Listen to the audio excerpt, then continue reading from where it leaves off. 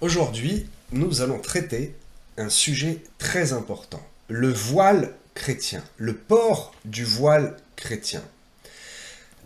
La première chose, avant de commencer à traiter ce sujet, qui est un sujet vraiment délicat, vraiment brûlant, parce que je ne voudrais pas heurter les consciences et je ne voudrais pas passer pour quelqu'un qui connaît mieux la doctrine que nos anciens, mais simplement vous donner un message de libéralité et de liberté dans le Saint-Esprit et dans la pratique de notre culte.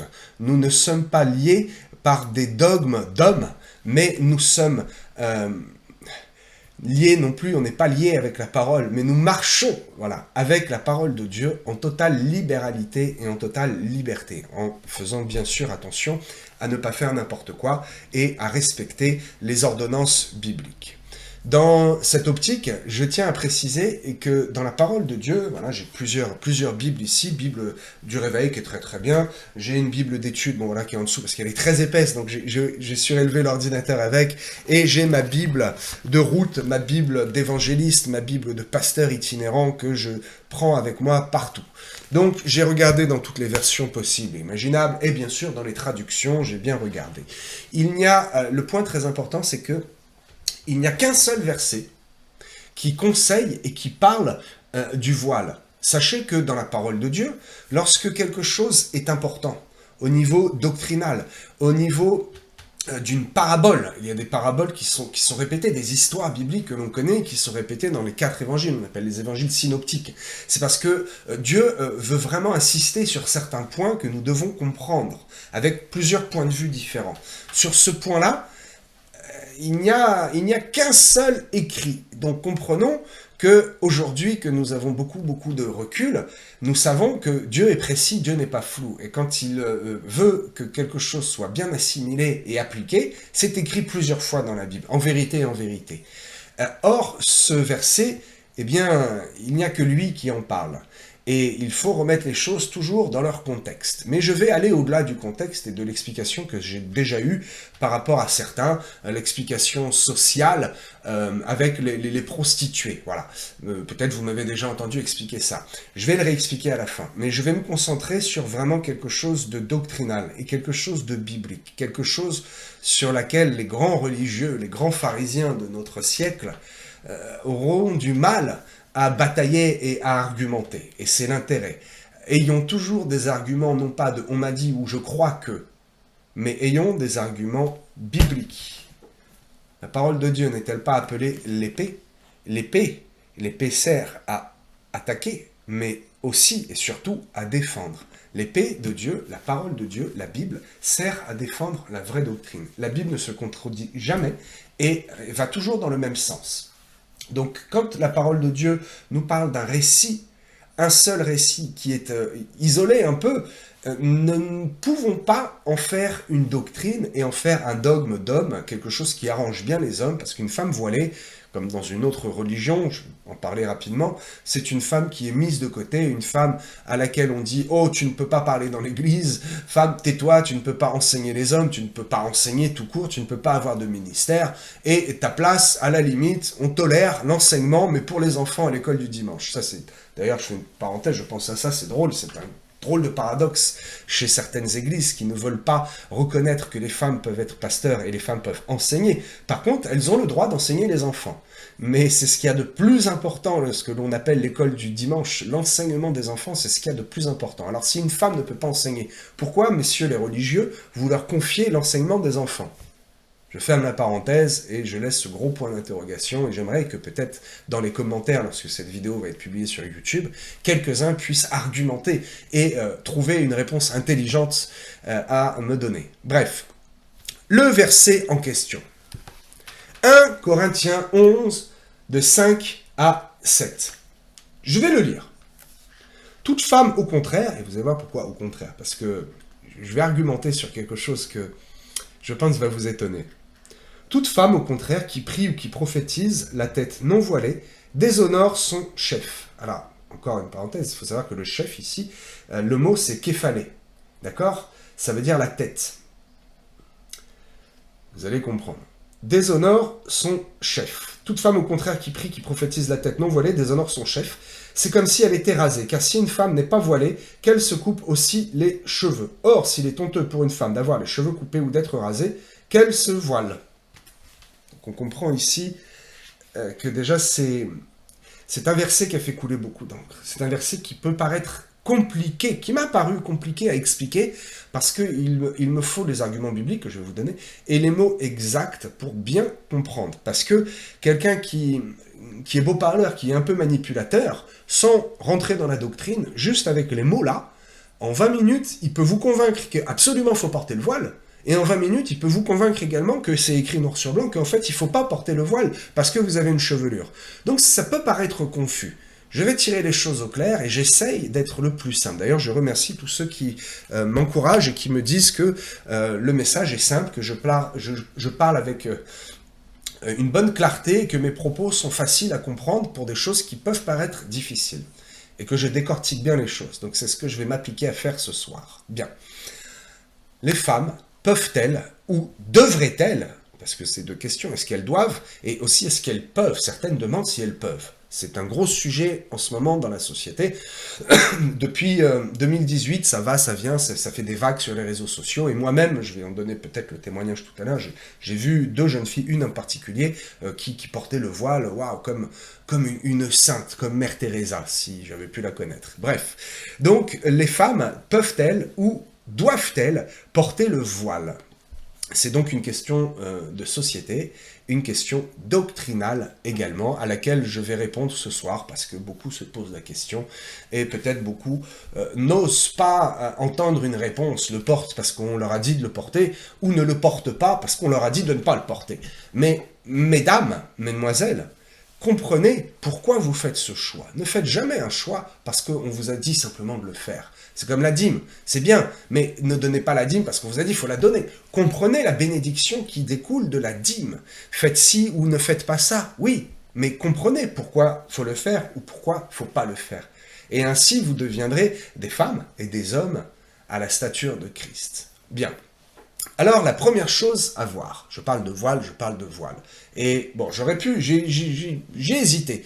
Et déjà, bon, j'en ai pas à la maison, et je voulais pas que ça paraisse péjoratif, je voulais pas faire un sketch, mais vous montrer un voile, voilà, certaines disent, alors il faut le mettre comme ci, il faut le mettre comme ça, faut pas voir les yeux, faut voir les yeux, faut... Ça, c'est la doctrine et le dogme des hommes, c'est absolument religieux. Pourquoi? Parce que le mot voile, tel qu'on l'entend, n'existe pas. Le mot voile, tel qu'on l'entend, n'existe pas dans 1 Corinthiens 11. Il existe dans un autre verset. Il existe dans le mot grec, et je vais encore m'appuyer sur le grec, les termes originaux qui nous évitent de dévier dans une mauvaise compréhension à cause d'une traduction qui aurait été mal orientée. Bien. Donc le mot tel qu'on l'entend nous, qui ne figure pas dans 1 Corinthiens 11, mais dans 2 Corinthiens 3,13, je vais le lire, c'est le mot kaluma, qui signifie vraiment un voile, quelque chose qui recouvre, c'est un morceau de tissu, tel que Moïse l'a porté lorsqu'il est descendu du mont Sinaï.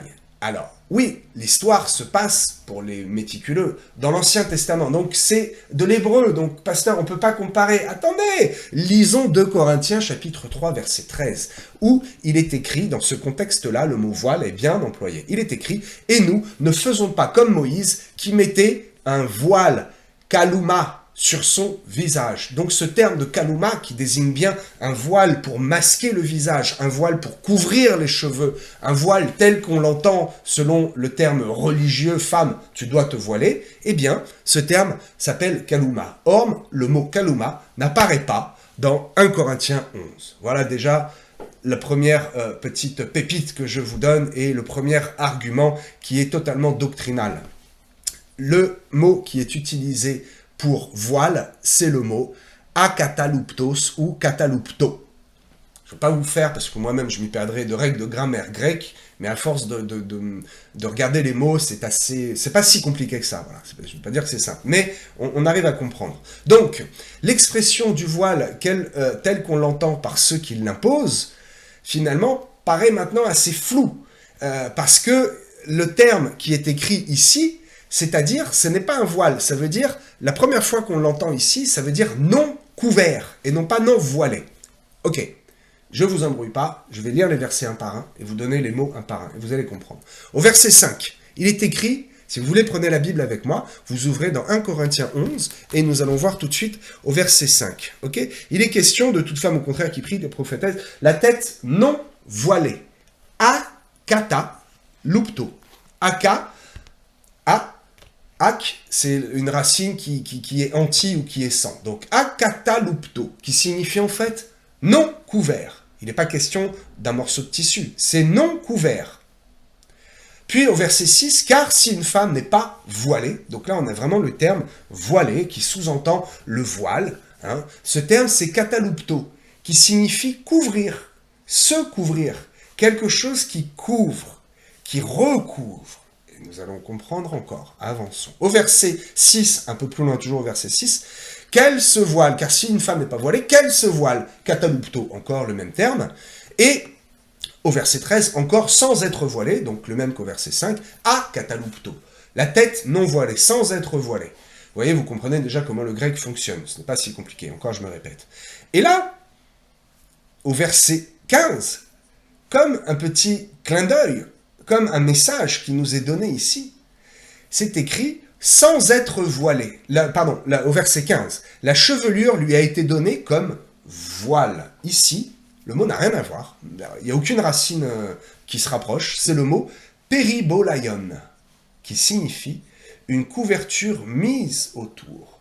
C'est le même terme qui est utilisé, tenez-vous bien, pour désigner une couverture et un manteau. Alors, le grec peut paraître trop vaste, mais il est très précis. Quand il est question d'une couverture, c'est pour se chauffer, c'est pour se couvrir la nuit. Quand il est question d'un manteau, c'est pour se couvrir le jour, un manteau en poil de bête pour affronter l'hiver. Mais ici, ce terme, peribolaion, signifie une couverture mise autour, une enveloppe, troisième sens profond, un manteau. Peut-être certains commencent déjà à comprendre qu'il s'agit ici de quelque chose de spirituel et non pas de physique. Bien, continuons. Nous voyons ici que tout au long de 1 Corinthiens 11, du verset 5 au verset 15, il n'est absolument pas question du voile tel que Moïse l'a porté, n'est-ce pas? Du voile, je reprends le terme, kaluma, et non pas katakalupto.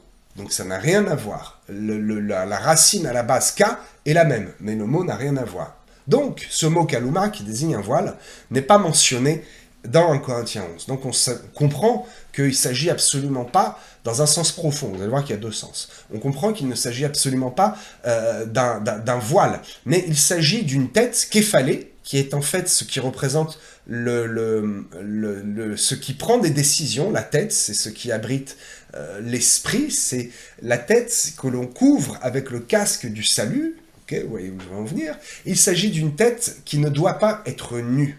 Une tête qui a une couverture, comment? Comme un manteau, peribolaion, une couverture dans le sens spirituel. J'espère que déjà, je ne vous ai pas convaincu, mais que j'ai ouvert vos yeux spirituels et que vous voyez qu'il n'y a finalement aucune confusion à avoir avec 1 Corinthiens 11 et avec le port du voile. Mais allons encore plus loin. Parce que, et là, je me suis étonné moi-même, c'est quelque chose que je connais, que j'ai entendu, mais je n'ai jamais entendu parler de ça. Je n'ai jamais entendu prêcher, donc il a fallu que je demande à Dieu de m'inspirer. J'ai tout de suite pensé à quelque chose. Lisons d'abord au verset 4. « Tout homme qui prie ou qui prophétise la tête couverte déshonore son chef. » Tiens donc, la femme doit être couverte, voilée, mais l'homme ne doit pas être voilé, voyez-vous? Donc ça plaît beaucoup à ceux qui veulent humilier les femmes, hein, aux gros machos de notre époque, aux misogynes, à ceux qui pensent que Paul était vraiment misogyne et qu'il a combattu les femmes et que la femme n'a pas sa place. Elle a la place au fond de l'église, surtout pas au premier rang, hein, sur la gauche, hein, on les met surtout pas à droite, hein, dans certaines églises de mouvements, pourtant je les aime bien ceux-là, mais ils mettent les hommes d'un côté et les femmes de l'autre, toutes voilées, toute la tête basse, et elles ont à peine le droit de chanter, elles n'ont surtout même pas le droit de prier d'ailleurs, c'est Assez fou. Donc ce passage plaît bien à ces hommes-là. Mais ils ne le comprennent pas. Il faut le comprendre d'une façon spirituelle. Parce que j'ai dit, Seigneur, qu'est-ce que c'est ce truc? Les hommes, il ne faut pas qu'ils soient couverts. Et les femmes, il faut qu'elles soient couvertes. Mais alors à ce moment-là, où est le sens de la couverture spirituelle? Tout ça a un sens très compliqué à mes yeux. Et en fait, bah non, vous allez voir. Si l'homme n'a pas à se recouvrir la tête, mais que la femme, oui, dans le sens littéral, vous avez compris, ça n'a aucune logique, ça n'a aucun sens. Mais dans le sens spirituel, nous y trouvons la solution et nous y trouvons la clé. L'homme qui se couvre la tête, peut-être vous avez déjà pensé. Allez, je vous laisse mijoter, 1 seconde, 2 secondes. L'homme qui se couvre la tête, à quoi cela fait référence? Pour le coup, j'en ai une. La kippa. La kippa juive, qui est en fait une limitation religieuse que les hommes, je vais vous expliquer d'où vient la kippa, que les hommes ont instaurée. C'est une limitation qui bloque la relation directe que l'homme peut avoir avec Dieu. Et le voile, dans le sens spirituel, permet une plus grande relation à Dieu. Le voile, péribolaion, une couverture, un manteau. Le manteau, je prends un raccourci, mais je vais revenir dessus. Vous avez compris que Paul dit que ça, il faut arrêter, parce que ça limite le regard de l'homme vers Dieu, et ça rabaisse l'homme. Mais l'homme doit aussi savoir que oui, nous ne sommes pas orgueilleux, mais nous sommes le but, c'est d'être à la stature de Christ. Si on se limite nous-mêmes, comment atteindre la stature de Christ? Voyez-vous, c'est très religieux. Et d'un autre côté, la femme qui porte le voile, c'est aussi religieux, mais la femme doit porter, pour être libérée spirituellement, comme l'homme est libéré en enlevant ça, la femme doit porter quoi? Une couverture, un manteau spirituel. En esprit et dans un sens spirituel, vous comprenez, je l'espère, que cela maintenant prend tout son sens. Donc, l'homme ne doit plus se limiter dans sa relation à Dieu, et la femme, qui n'est pas limitée, elle ne devait dans l'Ancien Testament être couverte de rien, doit se couvrir du manteau de l'esprit. Sur ce point, j'en suis convaincu, et je vous donne mon avis sur l'origine du verset de la kippa. Pourquoi cela parle de la kippa? Vous retrouverez, si vous faites des recherches, que la kippa est apparue vers le 3e siècle, un 2e, 3e siècle, juste au moment où le concile de Carthage allait être fait, et ce sont des religieux juifs qui se sont emparés de vieux écrits. J'espère que je vais être clair, et je vais lire un peu ce que j'ai écrit, pour ne pas vous perdre, et ne pas me perdre moi non plus. Alors, le verset qui est à l'origine, donc ces hommes qui ne doivent pas avoir la tête couverte, vient en fait du Talmud. Le Talmud, c'est quoi? C'est l'expression écrite de la loi juive que nous connaissons sous le nom de Shebé Alpé. C'est la loi orale. La loi orale qui date de quoi? De la Genèse. Tout un tas de lois orales étaient transmises oralement, jusqu'à ce qu'à un moment, pour éviter que cette loi orale, la loi des hommes, soit perdue, après que Jésus-Christ ait donné sa vie, après que tout soit accompli, les religieux ont dit il n'a rien dit, il n'a rien accompli de notre loi, la loi orale.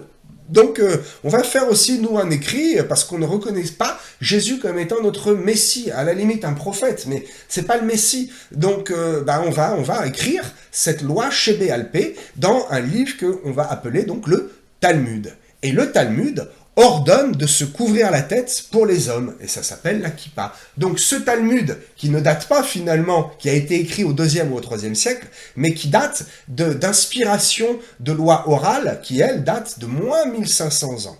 Et donc, on retrouve quoi? Dans des écrits qui ont été écrits à cette époque-là, moins 1500 ans, dans Lévitique 16, verset 4. Il semblerait que cela provienne des vêtements de Aaron, quand il devient grand sacrificateur, quand il va à la rencontre de Dieu dans le lieu très saint. Nous le voyons dans Lévitique 16.4. Je lis pour vous. Il se revêtira, donc c'est l'ordonnance qui est donnée à ceux qui servent, à ceux qui veulent aller dans le lieu saint et être saints. Il se revêtira de la tunique sacrée de lin, portera sur son corps des caleçons de lin. D'ailleurs, ça fait partie aussi de la tenue des juifs religieux et orthodoxes, je crois. Il se ceindra d'une ceinture de lin, et là je l'ai mis en gras et en gros, et il se couvrira la tête d'une tiare de lin. Ce sont les vêtements sacrés dont il se revêtira après avoir lavé son corps dans l'eau. Paul enseigne que l'homme ne doit plus se comporter comme cela. Je le relis. Tout homme qui prie ou prophétise la tête couverte déshonore son chef. Il est écrit plus loin, on peut mettre les versets en relation, que c'est Christ qui est le chef de l'Église.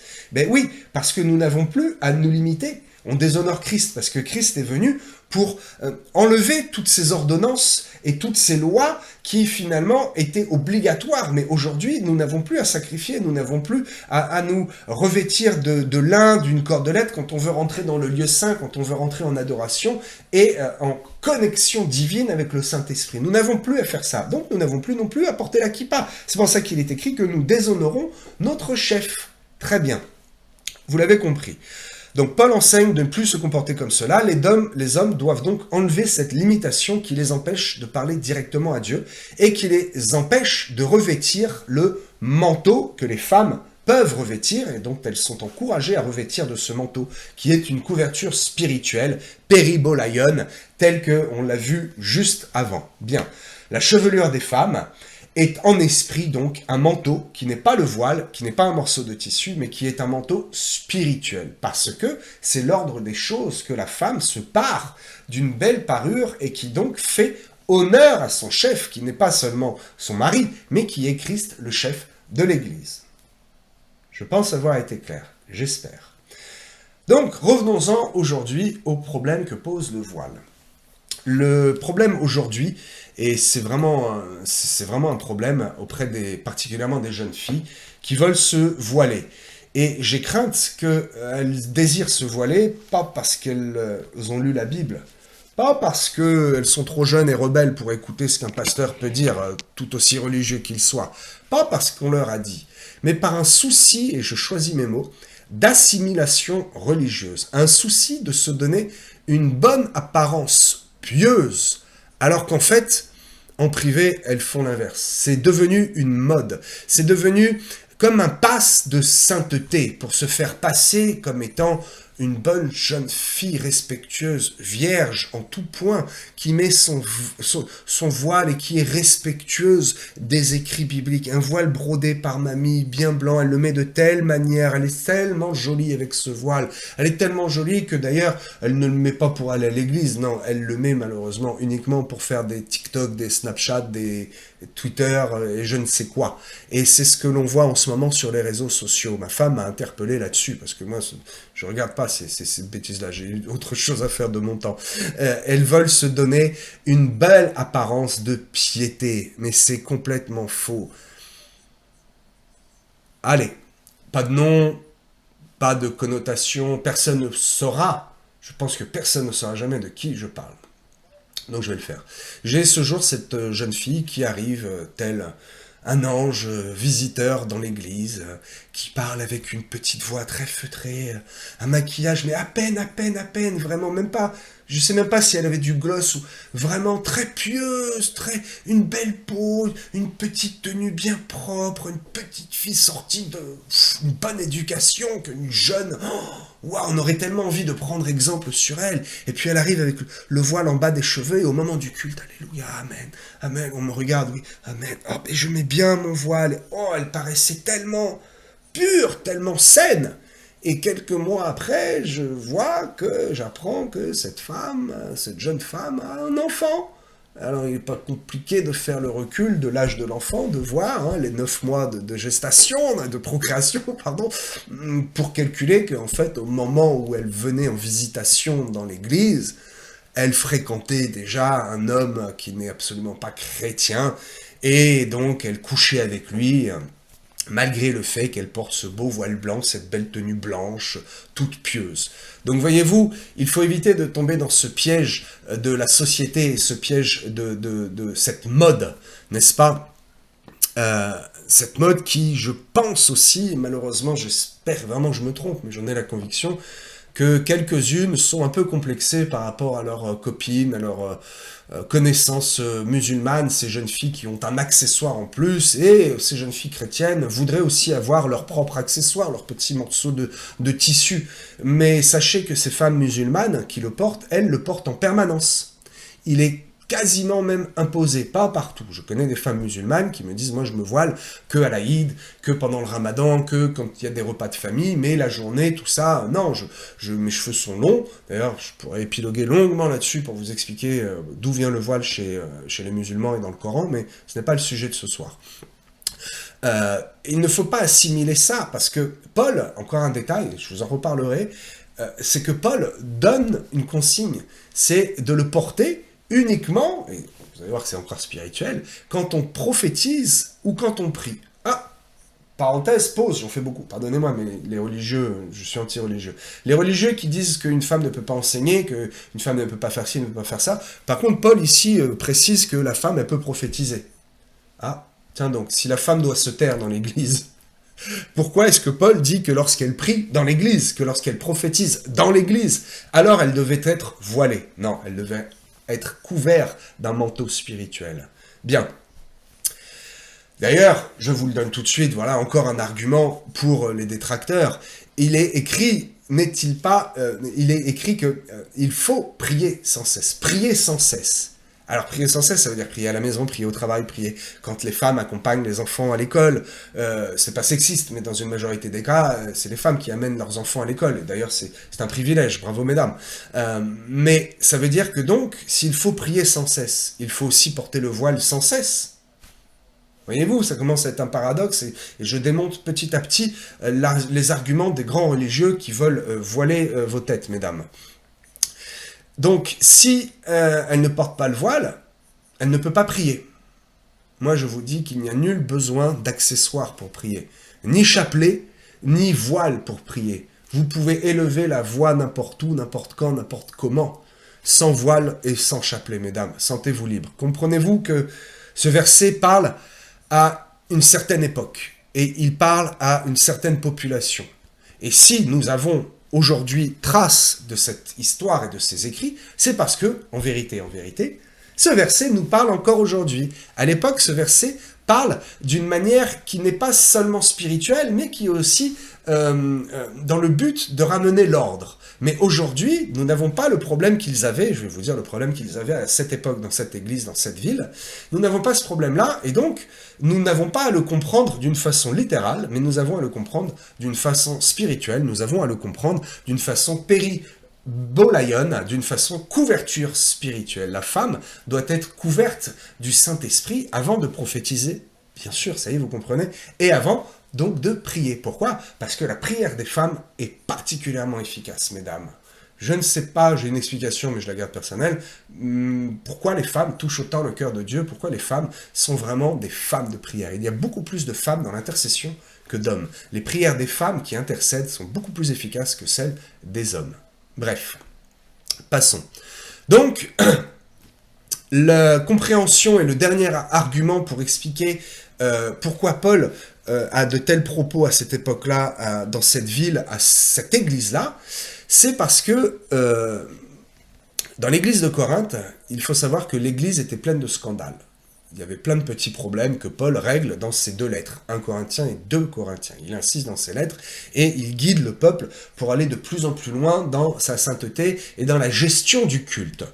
Donc, Paul ici a un devoir d'instruire, un devoir d'exhorter l'Église, mais également que l'Église exhorte et instruise les habitants de la ville de Corinthe, parce que cette ville de Corinthe était réputée pour adorer particulièrement une déesse, une divinité, Aphrodite, la divinité de l'amour. C'est pour cela que dans cette église, cette ville, et aussi dans l'église, vous allez comprendre, il y avait beaucoup de prostitution, et donc beaucoup de femmes prostituées qui, pour être reconnues et aussi humiliées, se rasaient la tête. Donc, qu'est-ce qui se passe quand une prostituée vient à Christ? Une femme de mauvaise vie. Parlons de Marie. Laissons-la de côté. Mais c'est un exemple. Que se passe-t-il? Elle arrive dans l'église, elle découvre. On lui parle de Jésus, des miracles. Waouh, elle est touchée. Elle voit que les prophéties se sont accomplies. Et elle est touchée par la grâce. Mais il y a un problème, parce que tout le monde la regarde, parce qu'elle a les cheveux rasés. Alors, est-elle venue écouter le Seigneur? Est-elle venue écouter les prophètes? Est-elle venue faire son travail et son business ici? Alors, femme, porte un voile. Même si le mot ici, à chaque fois, c'est un mot spirituel, nous le comprenons comme ça quand Paul s'adresse à des femmes et des hommes qui ne sont pas encore spirituels. Il est donc sage pour une ancienne prostituée de se voiler et de lui laisser le temps que ses cheveux repoussent. Et c'est ainsi que sa chevelure est une gloire, est une beauté, parce que c'est une preuve que cette femme a cheminé avec Christ, qu'elle a pris peut-être même le baptême et qu'elle est loin de tous ses péchés. Et donc sa chevelure est donc une gloire, mais que c'est une gloire pour la femme d'emporter, parce que la chevelure lui a été donnée comme voile. C'est un signe qu'elle a reçu le Saint-Esprit et qui maintenant, c'est le Saint-Esprit qui la couvre d'une couverture spirituelle, je le répète, péribolaion. Je terminerai, j'espère que j'ai été clair et je ne veux pas que ce message soit trop long, je vois que je dure et j'aurai tellement de choses à vous communiquer, mais je ne veux pas sortir de mon sujet et je pense que j'en ai assez dit, je vous ai donné assez d'arguments pour aller voir dans la parole, aller voir dans le grec profond, renseignez-vous, même si vous êtes convaincus, allez voir quand même pour aussi vous pouvoir avoir ce dialogue et l'expliquer à quelques-uns qui sont très très religieux, et peut-être si vous êtes une femme qui vous regardez ça, si vous êtes une jeune femme, soyez libre, soyez libérés. Si ma parole ne vous a pas convaincu, soyez libre. Si vous êtes mal à l'aise alors que vous ne portez pas le voile, vous savez, c'est illogique. Si vous êtes mal à l'aise parce que vous ne portez pas le voile, posez-vous la question, qui vous les met mal à l'aise? Est-ce que c'est le Saint-Esprit? Ou est-ce que c'est le menteur? Est-ce que c'est un mensonge de Satan qui vous met mal à l'aise? Ou est-ce que c'est le Saint-Esprit? Vous avez la réponse. Le Saint-Esprit ne met jamais mal à l'aise. Le Saint-Esprit ne vous rendra jamais confus. Si donc vous portez le voile et que quand vous ne le portez pas, vous êtes mal à l'aise, présentez ça devant le Seigneur. Je terminerai avec donc ce verset, 1 Corinthiens 10, 23. Voyez-vous, c'est juste avant. Juste avant 1 Corinthiens 10, 23, c'est juste avant 1 Corinthiens 11, 5 à 15. Il y a une suite logique dans ce que Paul dit et il faut le comprendre d'une manière spirituelle. Tout est permis, mais tout n'est pas utile. Tout est permis, mais tout n'édifie pas. Vous avez la possibilité de porter le voile. Est-ce que cela vous édifiera? Est-ce que cela vous sera utile? Personnellement, je ne le pense pas. Et je pense vous avoir démontré le contraire. Soyez libres, mesdames. Soyez bénis. Et souvenez-vous que la religion impose. La foi propose. Ne faites pas quelque chose que Christ ne vous demande pas. Ne faites pas quelque chose que les hommes vous demandent et dont vous n'êtes pas convaincus. La religion impose, la foi propose. Soyez des femmes, soyez des hommes de foi. Je vous bénis dans le doux nom de notre Seigneur Jésus-Christ. Et je vous dis à très bientôt.